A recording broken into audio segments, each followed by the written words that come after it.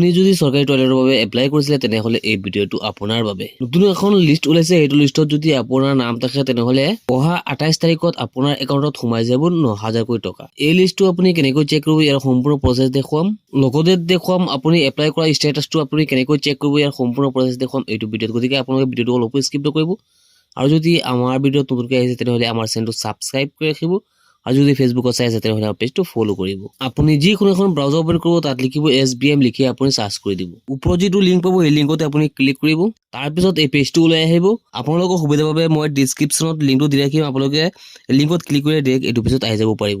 আপোনালোকে ইয়াত 3 লাইন পাব, 3 লাইনত আপোনালোকে অকে কৰিব। একেবাৰে তলত আপোনালোকে পাব ডেছবৰ্ড, এই ডেছবৰ্ড অপশ্যনটোত আপোনালোকে অকে কৰিব। ওলাই আহিব এই পেজটো, ইয়াত আপোনালোকে পাব ভিলেজ প্ৰগ্ৰেছ ৰিপৰ্ট, এই অপশ্যনটোত আপোনালোকে অকে কৰি দিব। এই পেজটোত আপোনালোকে অলপ ফিল আপ কৰিব লাগিব। ওপৰত আপোনালোকে ষ্টেটটো বহুৱাই দিব, তাৰপিছত আপোনালোকে ডিষ্ট্ৰিক্টটো দিব, তাৰপিছত আপোনালোকে ব্লকটো দিব, তাৰপিছত আপোনালোকে পঞ্চায়ত, তাৰপিছত ভিলেজটো আপোনালোকে দি ছাবমিট অপশ্যনত অকে কৰি দিব। মই গোটেইখিনি ফিল আপ কৰি ছাবমিট অপশ্যনত অকে কৰিলোঁ।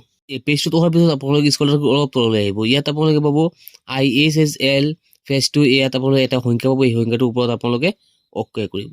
ইয়াত অকে কৰাৰ লগে লগে আপোনালোকৰ সন্মুখত আহি যাব লিষ্টটো, যিটো লিষ্টত নাম থাকিলে আপোনালোকে টয়লেটৰ টকাটো আপোনাৰ একাউণ্টত সোমাই যাব। আপোনালোকে লিষ্টটো চাব পাৰিছে। এই লিষ্টটোত যদি আপোনাৰ নাম থাকে তেনেহলে টয়লেটৰ পইচাটো আপোনাৰ একাউণ্টত সোমাই যাব। কিন্তু তাৰ আগতে জিঅ' টেকিং হ'ব লাগিব। এতিয়া আপুনি এপ্লাই কৰাৰ সময়ত যিটো ষ্টেটাছ আছিলে সেই ষ্টেটাছটো আপুনি কেনেকৈ চেক কৰিব তাৰ বাবে আপোনালোকে অলপ বেক কৰি ফাৰ্ষ্ট পেজত গুচি যাব। এতিয়া আমি আকৌ হোম পেজত গুচি আহিলোঁ।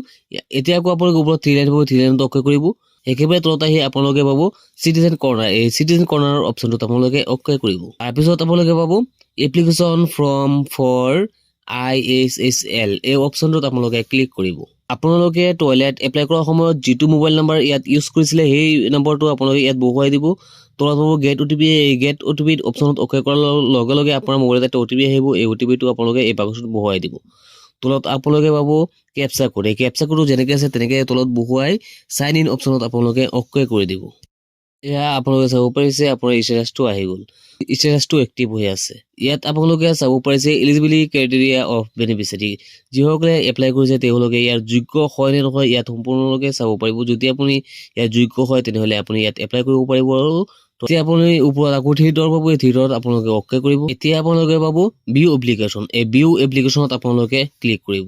ইয়াত আপোনালোকে চাব পাৰিছে আমি এইটো মোবাইলেৰে 2টা টয়লেটৰ বাবে এপ্লাই কৰিছিলোঁ। তাৰ মাজত এটাই এপ্ৰুভ হৈছে আৰু এটা ৰিচিভ হৈ আছে। ট্ৰেক ষ্টেটাছ, এই ট্ৰেক ষ্টেটাছত আপোনালোকে অকে কৰিব। ইয়াত আপোনালোকে চাব পাৰিছে এপ্লিকেশ্যন ৰিচিপ্ট আৰু এপ্লিকেশ্যন চিকিউৰিটি ডন, তাৰমানে অফিচত এইটো চেক কৰা হৈছে, এইটো অকে হৈ গ'ল। এতিয়া বাকী আছে জিঅ' টেকিং, জিঅ' টেকিং হৈ যোৱাৰ পিছত একাউণ্টত পইচাটো সোমাই যাব। আপোনালোকে চেক কৰিব, যদি আপোনালোকৰ এনেকুৱা হৈ আছে তেনেহলে আপোনালোকৰ জিঅ' টেকিং হ'ব। জিঅ' টেকিং হোৱাৰ পিছতে আপোনালোকৰ একাউণ্টত পইচাটো সোমাই যাব। এতিয়ালৈকে যিসকলে টয়লেটৰ বাবে এপ্লাই কৰা নাই তেওঁলোকৰ বাবে মই আৰু এখন নতুন ভিডিঅ' লৈ আহিম। সেইটো ভিডিঅ'ত আকৌ মই দেখুৱাম আপোনালোকে কেনেকৈ নতুনকৈ আকৌ এপ্লাই কৰিব পাৰিব টয়লেটৰ বাবে। আজিৰ ভিডিঅ'টো এইখিনি আছিলে, লগ হ'ব নেক্সট ভিডিঅ'ত।